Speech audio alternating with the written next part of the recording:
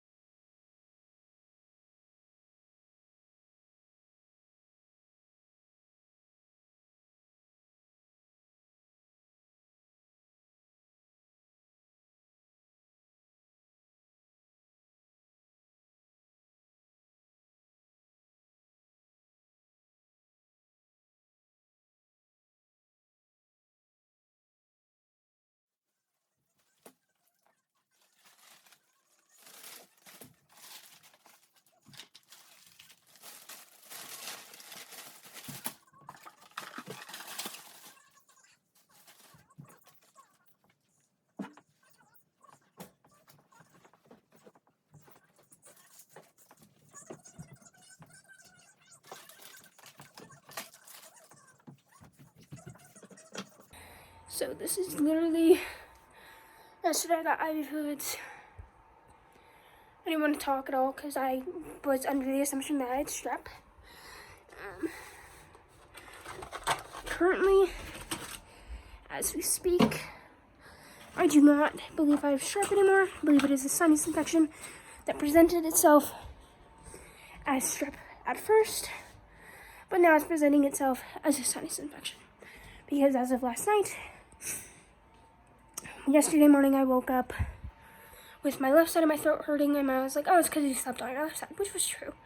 I do fall asleep on my left side of my body.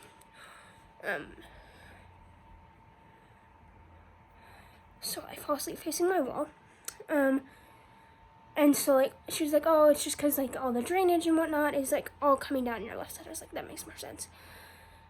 So they went on. It got better. I mean, I was up. I wasn't talking. Other than random bouts of singing because I got so lonely and bored, and my hedgehog does not talk back to me. So last night I decided I was going to even out the pain and be like, make it a little bit easier on my left side by trying to sleep on my right side. I had taken a 2.5 hour nap previously. I was just really tired. And the best way to, like, fight off all the chemical, like, drowsiness of IV fluids, I don't know if you've ever had IV fluids, like lactated ringers, but you get chemically drowsy, and it's a common symptom that I experience every single time. So I like to sleep after my IV fluids. Is it ideal? No. But I would prefer to. So I took a 2.5 hour nap. It was a pretty good nap. It was pretty good. Until I was woken up by ukuleles at 5:30. So that was fun.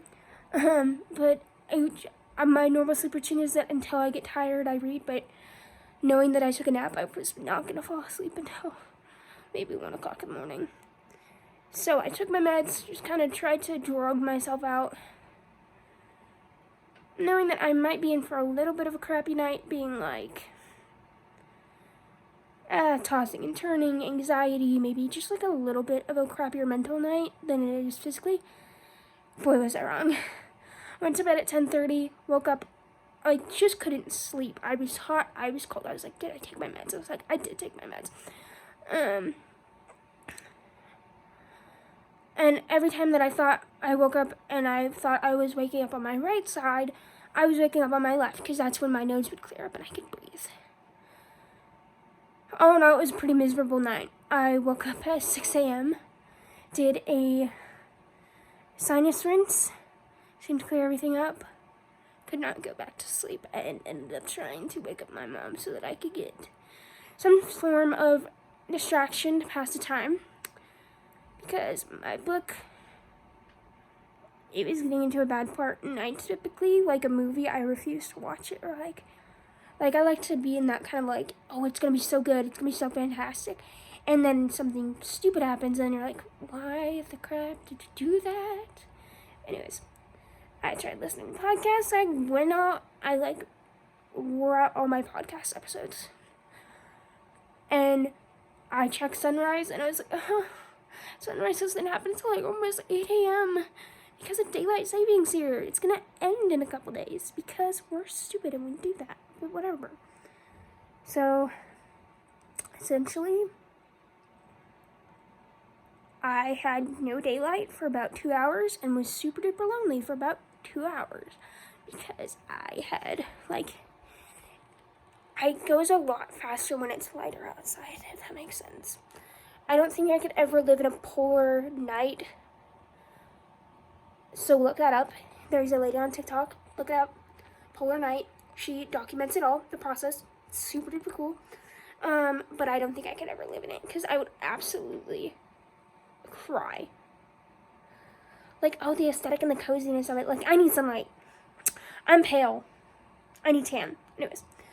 After my drainage night, and I explained to my mother after she woke up, she was like, I'm thinking it's a sinus infection, because it's now presenting itself as a sinus infection, which makes sense, because technically I tested negative for strep, but because it was presenting itself as strep and augmentin, a medication I am on, a steroid to be exact, or an antibiotic, I should say, kind of covers up the tracks of bacterial infection, kind of masks it. So any test could have been inconclusive because of that, but it also could have been inconclusive because of other things. But we believed it was strep, even though the test was inconclusive, and that my augmentin maybe unmask the testing results because it was more presentable as strep before because I wasn't coughing. Now I am coughing and I have a very runny nose, and you can see like my nose area is red. Like you can tell it's very irritated. So I get to stay home today, which I mean it's Sunday or Saturday, so it's not really a big deal, but whatever.